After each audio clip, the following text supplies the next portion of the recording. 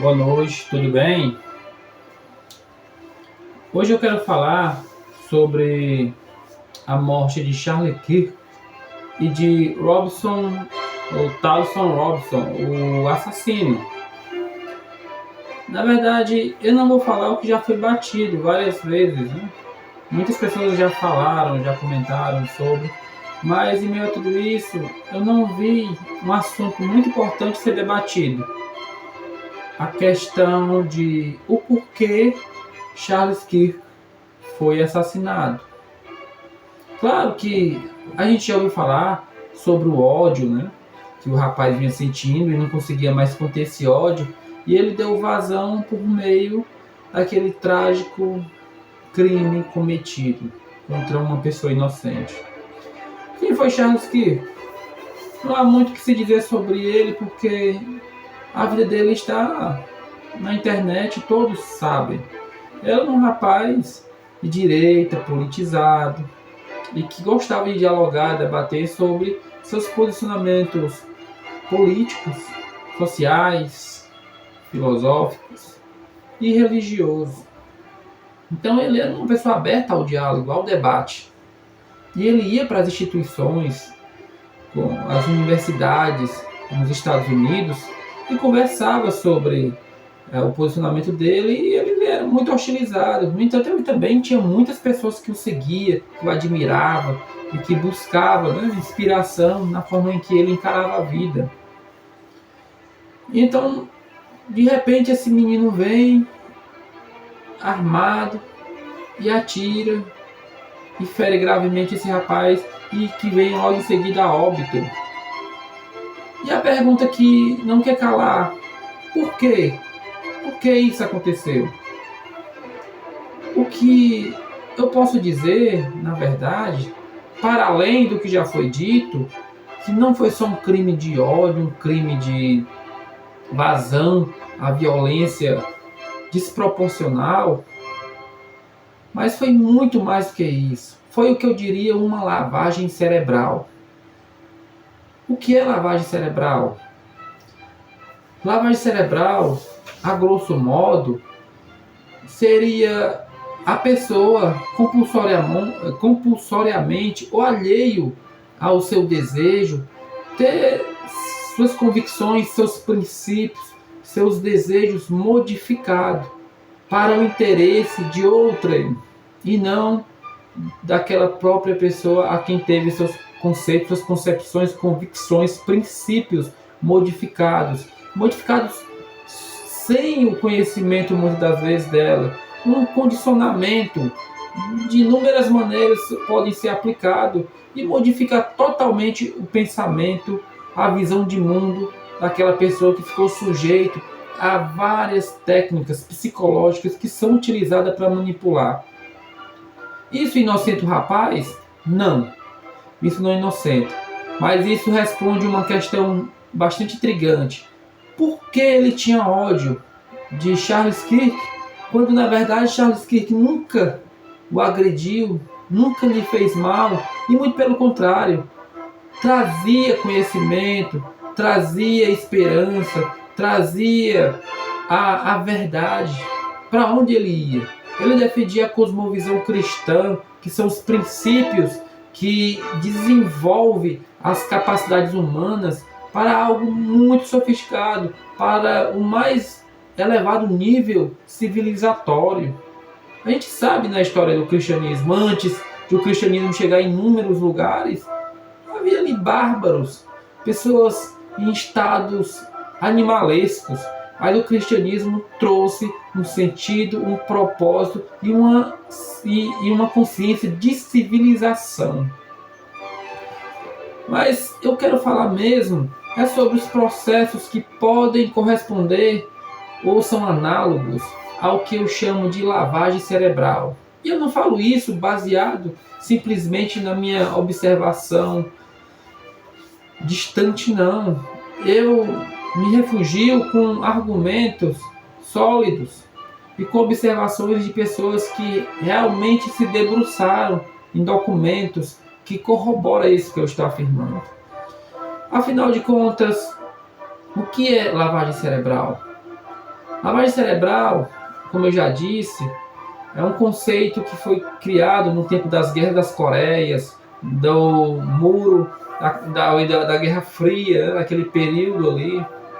Houve esse termo foi muito popularizado, porque alguns soldados norte-americanos, quando eram aprisionados por comunistas, por exemplo, eles retornavam para suas casas com uma visão diferente, defendendo os princípios comunistas, engrandecendo e convergindo para a ideia de revolução comunista. E os Estados Unidos passou a investigar, estudar sobre isso e acreditou que esses países comunistas desenvolveram algum método psicológico ou arma que pudesse alienar as pessoas. Então eles fizeram inúmeros testes. Aí foi uma época em que a psicologia estava muito influenciada pelo positivismo de Comte, também pelo iluminismo. Eles queriam traduzir todas as nuances das capacidades humanas, desde fisiológicas à cognição, por meios capazes de serem mensuráveis.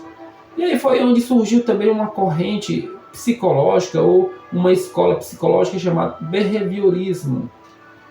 O que o behaviorismo diz? Ele diz, essa escola psicológica de psicologia, que o homem nada mais é do que um animal racionalizado, capacitado pela, vamos dizer, perspectiva darwiniana, ou seja, pela seleção natural, e que todos os meios em que eles desenvolvem o pensamento e as suas respostas subjetivas e fisiológicas correspondem à relação com o meio ambiente. Ou seja, traduzindo, o ambiente é que forma o ser. Desde as questões psicológicas, as questões fisiológicas e tudo que você puder imaginar. Desde problemas psicológicos. Se você tem um problema psicológico, o meio é que lhe concebeu essas condições. E retirando a pessoa daquele ambiente, com certeza, consequentemente, ele muda. Eu falo isso, mas tem todo um pensamento um tanto complexo. Tem alguns autores que foram muito precisos nisso, nessas explicações, como Skinner, que foi o responsável, o psicólogo responsável por desenvolver a teoria behaviorista radical, em que todas as respostas e reflexos humanos e pensamentos e subjetivos, cognição, tudo corresponde à relação com o meio ambiente. Isso na contramão do pensamento corrente, né, das correntes psicanalíticas de Sigmund Freud, que explorava mais as questões mentais e emocionais que correspondia a alguns problemas que as pessoas desenvolviam. Mas Skinner, por exemplo, ao contrário de Sigmund Freud, que fazia uma investigação sobre traumas, problemas emocionais, Skinner observava o ambiente, o meio onde aquela pessoa vivia e concluía que os problemas adveram de um ponto ou de outro externo à pessoa e não interno.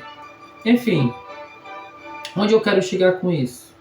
Eu quero chegar com isso em que num autor chamado Pascal Bernardin, que fez uma obra provavelmente em 1990, num período em que o capitalismo estava muito bem cotado, era tido como o sistema econômico sólido e capaz de se manter e influenciar todo o mundo.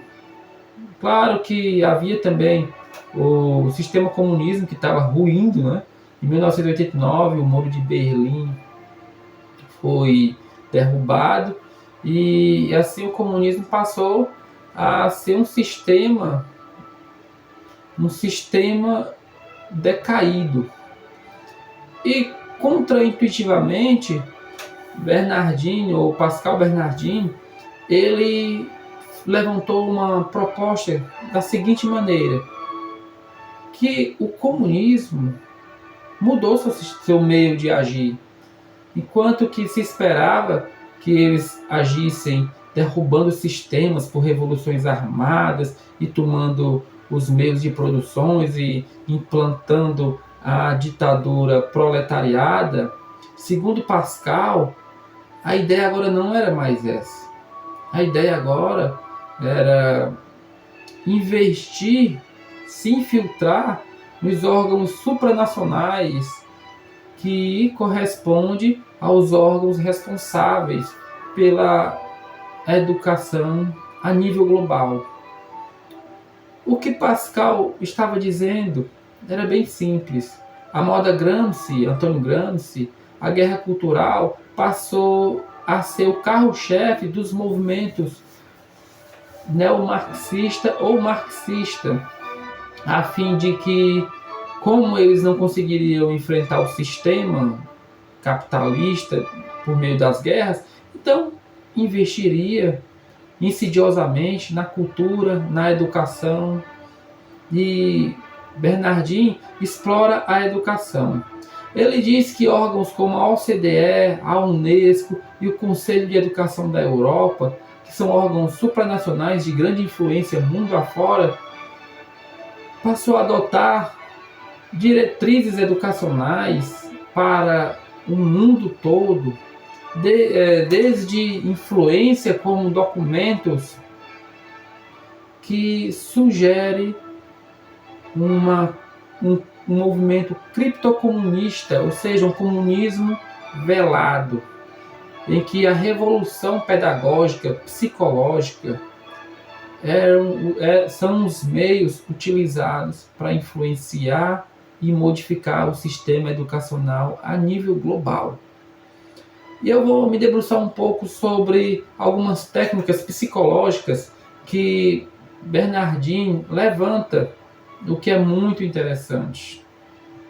Inclusive, esse livro dele, escrito em 1990, está acessível na internet para quem quiser baixar e se debruçar. Ele se baseia nas suas afirmações, não com palavras, não com inferências, mas com documentos emitidos por esses órgãos supranacionais, trazendo diretrizes para a educação no mundo todo.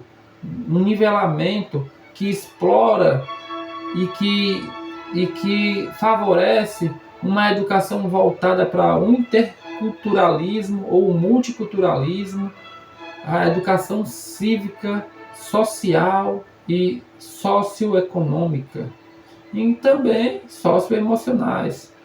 São educações não cognitivas que buscam trazer para aqueles que são sujeitos a esse tipo de programa educativo não um desenvolvimento intelectual, a moda clássica, não um conhecimento de ciências, mas simplesmente modelos sociais de relacionamento.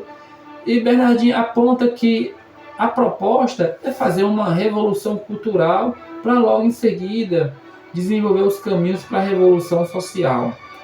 Eu vou abordar aqui alguns estudos que ele enumerou a respeito de psicólogos que fizeram testes com base na psicologia behaviorista, onde a mudança do espaço do ambiente corresponde à mudança do sujeito que está nesse espaço.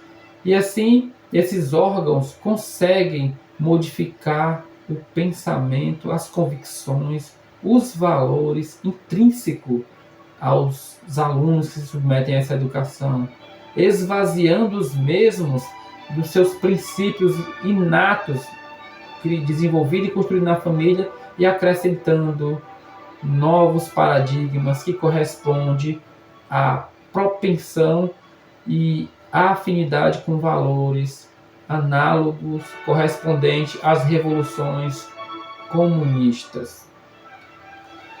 Vamos para um dos métodos que Bernardin ele observou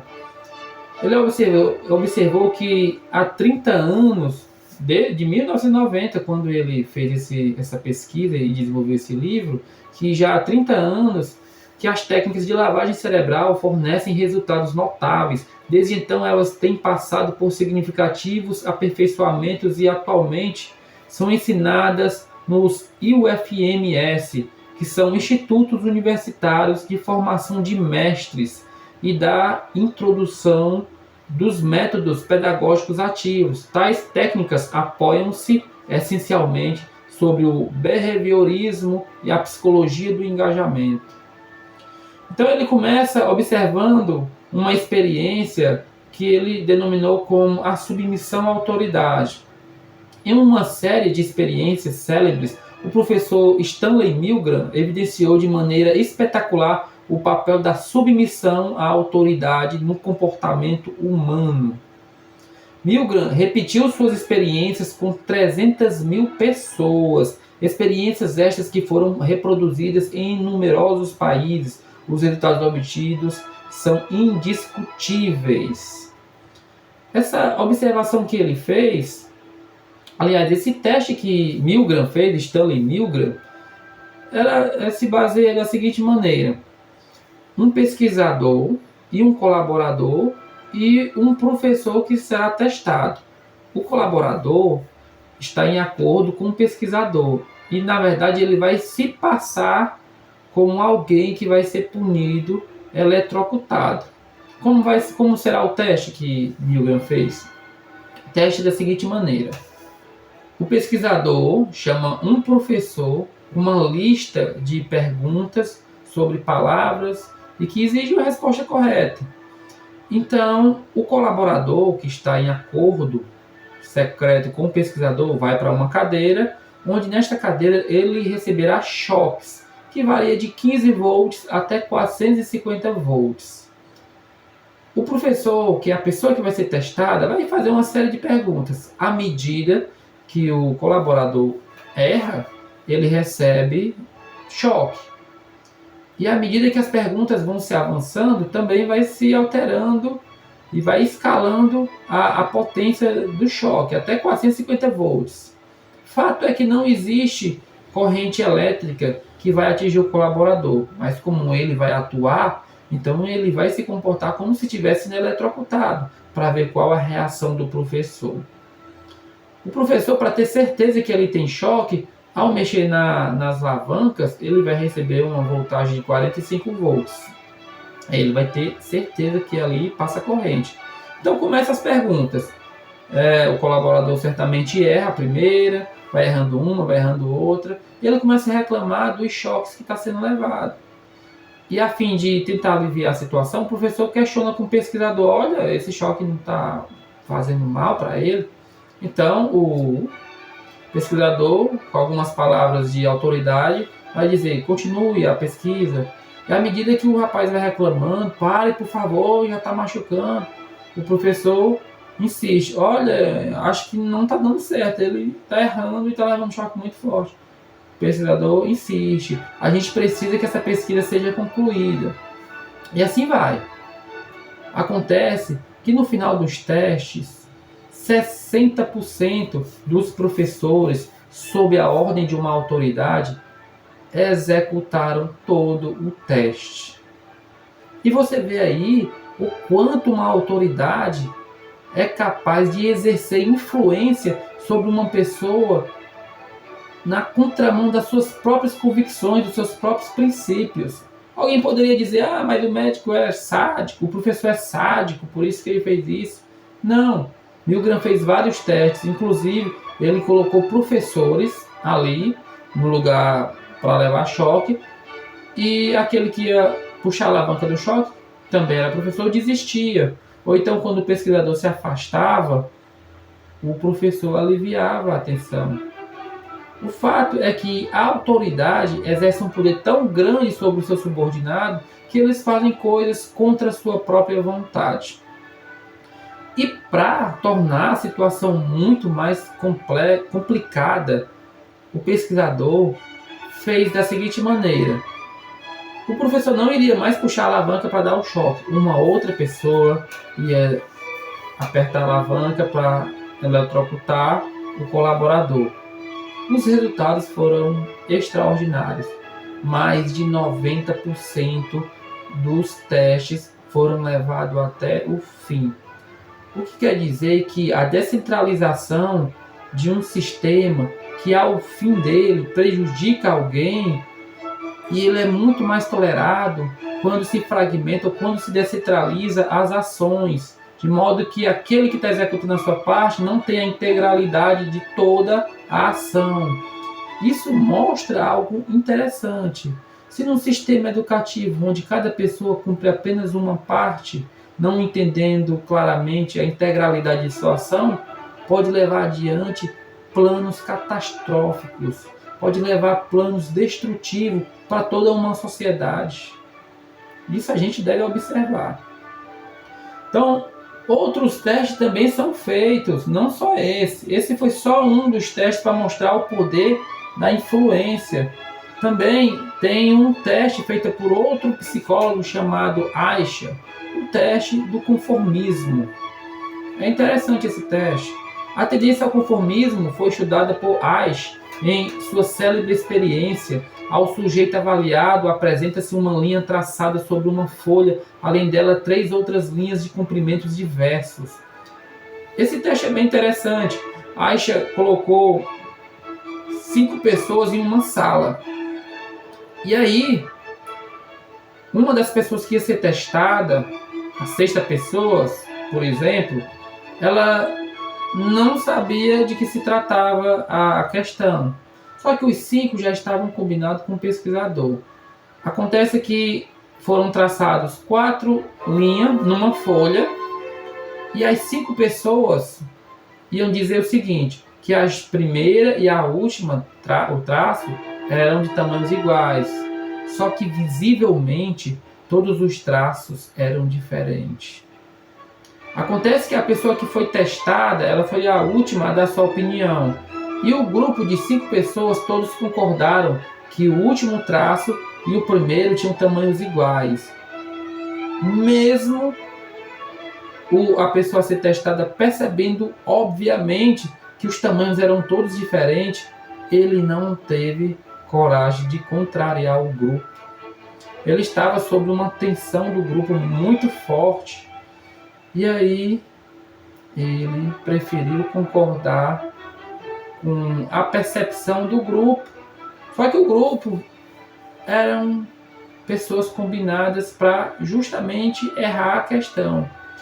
Isso trouxe um grande aprendizado, que é o seguinte: a pessoa pode ter o seu conhecimento, a sua convicção, o seu posicionamento, mas em um grupo que pensa diferente, ao contrário do que ela está dizendo, sabe o que vai acontecer?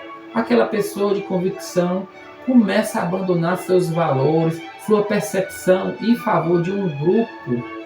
Por quê? Porque está inerente no ser humano essa vontade de fazer parte, de se integrar a um grupo. Diz os estudiosos que está relacionado aos nossos ancestrais, que para sobreviver eles se condicionavam à cultura, ao posicionamento ideológico do grupo, porque estar em um grupo é garantir a sua sobrevivência e estar só é morrer. Enfim, e outros estudos são elaborados que caminham no mesmo sentido, a norma de grupo. A célebre experiência de Sheriff sobre o efeito autocinético evidencia a influência exercida por um grupo sobre a formação das normas e atitudes de seus membros. A experiência desenrola-se assim. Tendo se instalado um indivíduo sozinho em uma sala escura, pede-se-lhe que descreva os movimentos de uma pequena fonte luminosa. Então, esse rapaz que está sendo testado, ele vai para uma sala escura e ele começa a descrever, após observar o que aconteceu na sala escura, uma luz na escuridão. Na cabeça dele, essa luz faz movimentos, porque como está tudo escuro e tem uma luz fixa, a nossa mente não encontra referencial, e daí ela começa a divagar e fazer movimentos. E ele descreveu, olha, eu vi uma luz que se movimentava aqui e acolá numa certa distância, e trouxe todo o pensamento dele. Isso é o correto, porque a nossa percepção ela se distorce quando não tem referencial e no escuro. No entanto, um grupo estabeleceu outros modelos de observações. Eles chegaram a conclusões que a luz não fizera movimento nenhum, que a luz estava fixa e que todos concordaram ali que a luz estava para a esquerda ou para a direita, enquanto que não correspondia com a descrição daquela pessoa que foi testada. Sabe o que ele fez? Abandonou toda a sua percepção pessoal, sua convicção, para se nivelar ao grupo. Isso reforçando aquilo que a gente entende, a coerção normativa ou a norma de grupo. As pessoas suprimem aquilo que elas acreditam para se sentirem integradas dentro de um grupo. Elas racionalizam aquilo que elas receberam dos seus pais, da sua convivência com seus familiares ou com seus vizinhos, em favor de se inteirar dentro de um grupo, de se integrar também. Fato é que essa racionalidade é um tipo de esvaziamento dos sentidos daquilo que elas tinham dentro de si, em favor de um esvaziamento compartilhado com um grupo. A gente sabe muito bem que acontece nas universidades brasileiras que uma pessoa normal, cheia de crenças, de convicções e de valores, em certa altura da sua participação, da sua integração naquela faculdade, naquela universidade, ela volta com outros valores. E testes ainda continuam aqui. Tem o pé na porta, que é um método psicológico muito interessante e que realmente funciona. Esse pé na porta funciona assim. Digamos que eu seja uma pessoa que quer promover determinado conhecimento sobre segurança no trânsito. Eu chego numa casa e falo: olha, a gente está trabalhando aqui em promover a segurança no trânsito nessa avenida que passa próximo da sua casa, para diminuir os acidentes, para a gente construir uma faixa de pedestre, para a gente colocar sinalização, colocar dispositivos eletrônicos de controle de velocidade. Portanto, nessa proposta de fazer essa campanha, a gente gostaria que você colocasse um adesivo pequeno na sua janela, reforçando essa nossa campanha e promovendo esse meio de trazer segurança para o bairro. A pessoa vai aceitar, obviamente, o adesivo pequeno, não incomoda, e coloca na janela de sua casa. Isso foi feito com um grupo de pessoas, e com outro grupo de pessoas não foi dito nada, não foi feito nada. Vem a outra etapa do teste. Aquelas pessoas que receberam um adesivo, que ouviram sobre a segurança do seu bairro, o que foi que elas fizeram? Elas, mais de 57%, aceitaram colocar um outdoor na sua casa, tapando a fachada ou prejudicando o jardim de sua residência. Enquanto que as pessoas que não receberam um adesivo, que seria o elemento aliciador, essas pessoas, só 16% aceitaram a tal proposta. Isso é um meio psicológico de eu induzir alguém com uma proposta leve, fácil, para ser aceita e para torná-la predisposta a executar algo muito mais custoso. Então, esses meios psicológicos, esses estratagemas, são meios de induzir as pessoas ao condicionamento daquilo que nós desejamos que elas façam. E, infelizmente, Pascal Bernardin mostra no seu livro que as instituições supranacionais aderiram a esse sistema de educação, promovendo assim uma revolução pedagógica, onde a psicologia entra como uma ferramenta de alienação e manipulação. Um outro teste que foi feito é porta na cara, que é classificado nos estudos de psicologia. Como funciona porta na cara? Porta na cara funciona da seguinte maneira: eu quero que você faça algo muito custoso para mim, mas eu sei que você não vai fazer, você vai rejeitar. Então, o que é que eu posso, qual a estratégia que eu posso utilizar para você fazer isso? Eu faço o seguinte: suponhamos que eu seja professor de uma escola, eu digo para uma equipe de alunos: olha, a gente vai fazer um trabalho de observação sobre prisioneiros. A gente vai levar uns prisioneiros, esses meninos que foram presos, né, para um parque ecológico, para a gente fazer algumas observações sociais sobre como eles lidam depois de enclausurado, ir para um parque ecológico e fazer anotações e observações sobre isso. Então, um trabalho de 4 horas com esses prisioneiros. Aqueles alunos vão ficar tudo assustado, apavorado, com medo. Isso é muito arriscado, a gente não está preparado para isso. Então eu, como professor, digo: olha, tá bom, mas tem uma outra opção aqui para vocês. Vocês vão levar 20 alunos do primário para o zoológico. Eles são danados. E vocês, qual a opção de vocês? Logicamente que é melhor levar as crianças do primário, né? Embora sejam danadinhas, mas prisioneiros são prisioneiros, né? Ninguém nunca sabe o que pode acontecer.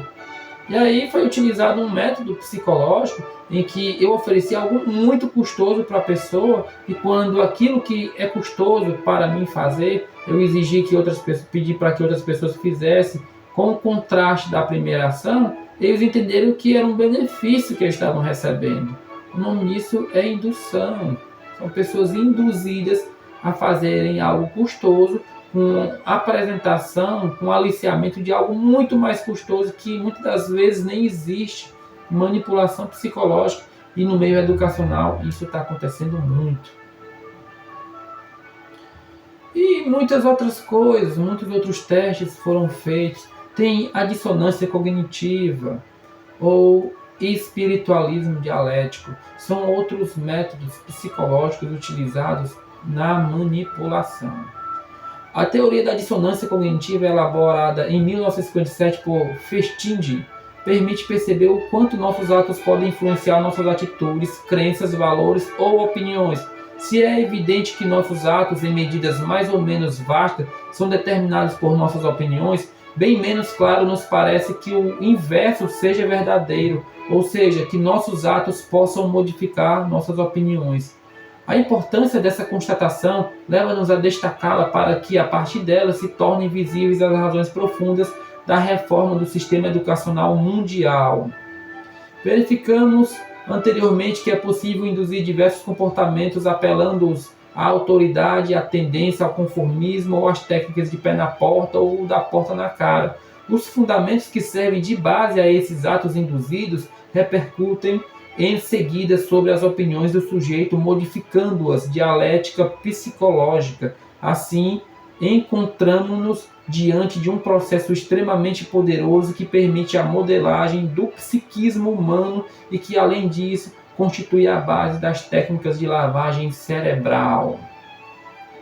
Então, aqui nós estamos vendo a que conclusão chegou Pascal Bernardin no seu livro sobre os métodos psicológicos. Ele concluiu que se tratava mesmo de métodos de lavagem cerebral. Imagine durante um ano, durante todo um tempo colegial. E isso não se estende só para ensinos básicos, não. Se estende para o ensino médio. A proposta é para o nível médio, para o nível superior e continuadamente, tanto para quem está dentro da escola, quanto para quem está fora. São todos os meios utilizados. É uma denúncia muito grave que Pascal faz em seu livro, que foi escrito em 1990. Ele aborda também no livro dele que a ideia é informatizar esse conhecimento a ponto de que seja capaz de ser entregue como um modelo, paradigma a nível global. Em 1990 ainda a internet não tinha a força que tem hoje, né? Então ele observa que o que você faz A experiência prova que um indivíduo, numa situação de dissonância cognitiva, apresentará forte tendência a reorganizar seu psiquismo a fim de reduzi-la, em particular, se o indivíduo é levado a cometer publicamente na sala de aula, por exemplo, ou frequentemente ao longo do curso, um ato em contradição com seus valores, suas tendências será a de modificar tais valores para diminuir a tensão que lhe oprime. Ele reforça o tempo todo que métodos de manipulação são feitos e fazem parte de programas e diretrizes de educação a nível mundial, sempre tendendo para uma perspectiva socialista. Então, Pascal, no seu livro dele, ele denuncia que a guerra cultural estabelecida como um novo método de batalha, de guerrilha, foi feita nos sistemas de educação e espalhado para o mundo todo. No seu livro ele traz dados, traz evidências, estatística do quanto isso agravou o desenvolvimento intelectual dos jovens, das crianças, a ponto de que a consideração da não cognitividade no ensino acadêmico, no ensino primário, no ensino fundamental, no ensino médio, tem trazido uma situação deplorável para o intelecto da juventude. E isso é notado no mundo todo, o quanto caiu o desempenho intelectual. E aí, o que a gente tem visto são depravações, são promiscuidades, são emocionalismo, são expressões vazias de algo que eles chamam de arte, que eles chamam de conhecimento, de ciências, de música. A gente tem visto assim a queda drástica das capacidades intelectuais dos seres humanos. Um outro ponto que ele levanta aqui é sobre outras experiências de Fichte e outra pessoa chamada Carl Smith, que não pague seus empregados. É uma dissonância cognitiva que é criada da seguinte forma: um grupo de pessoas é chamado para fazer um trabalho repetitivo e muito cansativo e com uma renda de $1, mas com um discurso positivo sobre o enriquecimento daquela atividade, e que ao terminar o trabalho, aquelas pessoas iam fazer uma apresentação com amor sobre o trabalho, sobre os valores, sobre aquilo que engrandece o trabalhador. Foi isso que eles fizeram, concluíram as atividades muito cansativas, ganharam $1 e foram propagandear o quanto o trabalho é engrandecedor, que o trabalho é bom. Enquanto que outro grupo não foi dado nenhuma instrução e foi pago $20 para que eles executassem, e depois foi pedido as suas opiniões. E eles disseram que o trabalho era chato, repetitivo, mas que por conta do dinheiro eles se submeteram a esse trabalho. O grupo que defendeu que o trabalho era ótimo, enriquecedor, entrou num estado de dissonância cognitiva, porque eles tiveram que dizer que o trabalho era bom. E como eles poderiam justificar se o trabalho era bom se outro grupo que ganhou 20 vezes mais estava dizendo que o trabalho não era bom? Então, o que eles fizeram? Reforçaram ainda mais que o trabalho era bom, enaltecedor, e que tinha o condão de tornar aquelas pessoas superior, mais capaz. A dissonância cognitiva, ela de fato muda o sistema interno da pessoa para favorecer um posicionamento condicionado. E isso, a psicologia behaviorista, ela trabalha direto com esse tipo de técnica de condicionamento operante, de resposta reflexa, a todos os campos. Então é uma psicologia que animaliza a pessoa e coloca elas num estado de marionete do sistema.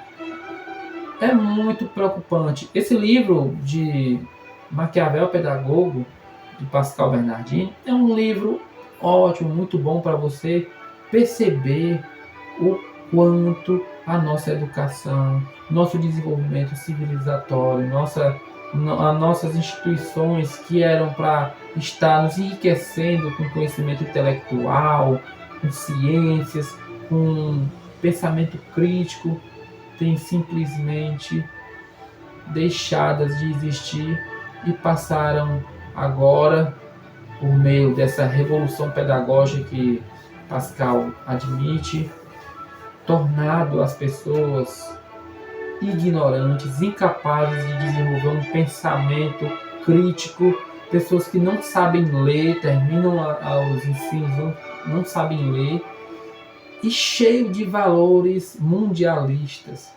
Segundo Pascal, essa nova pedagogia ela torna local uma abordagem mundialista, ou seja, você não vai olhar mais sob o filtro da sua cultura, do seu grupo étnico, a um problema local, mas você vai olhar sobre uma análise, um crivo globalista.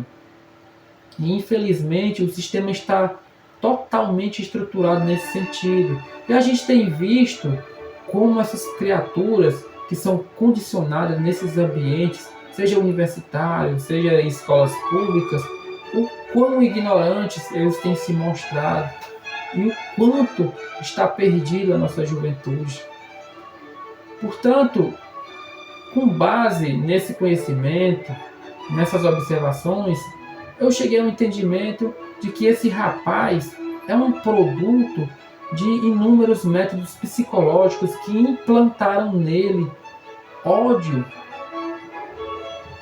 que implantaram nele o radicalismo, a cegueira, a ignorância intelectual, para que ele, na forma mais bárbara, agisse tão covardemente. E o que é mais louco nisso tudo é que ele acha que fez o bem, ele acha que tirou o mal da terra, porque ele disse que não era possível negociar com alguém que disseminava o ódio. Só restava ele utilizar os meios mais cruéis, que foi aquele que ele utilizou. Portanto, eu entendo que essas criaturas dominadas, manipuladas, escravizadas, sequestradas mentalmente, nada mais são do que zumbis, marionetes desse sistema cruel, maligno, satanista que é chamado a Revolução Comunista. Então nós que somos cristãos, nós devemos sim lutar contra esse sistema, se posicionar, buscar conhecimento, buscar na palavra de Deus convicção, força, guardar a nossa mente, porque o Senhor deixa muito claro na sua palavra que nós devemos usar o escudo da salvação. Quando ele fala em escudo da salvação, ele está falando, aliás, capacete da salvação. Ele está falando, por meio do apóstolo Paulo, que se trata de a gente guardar a nossa mente. A nossa mente deve estar voltada para Deus. Com todo o nosso entendimento, a gente deve adorar o nosso Senhor. Imagina a sua mente sequestrada por ventos de doutrinas, por ideologias, por filosofias vazias, por distorções da realidade, por manipulação. Como você pode reconhecer um Deus Todo-Poderoso se você não tem mais nem a sua consciência foi substituída por teorias fantasiosas que te induzem a praticar o mal? Busquemos ao Senhor, busquemos na sua palavra entendimento, busquemos entender o que se passa para além daquilo que é dito, daquilo que é vendido como algo bom, porque bom só tem o Senhor. Eu agradeço pela oportunidade e que Deus abençoe a todos.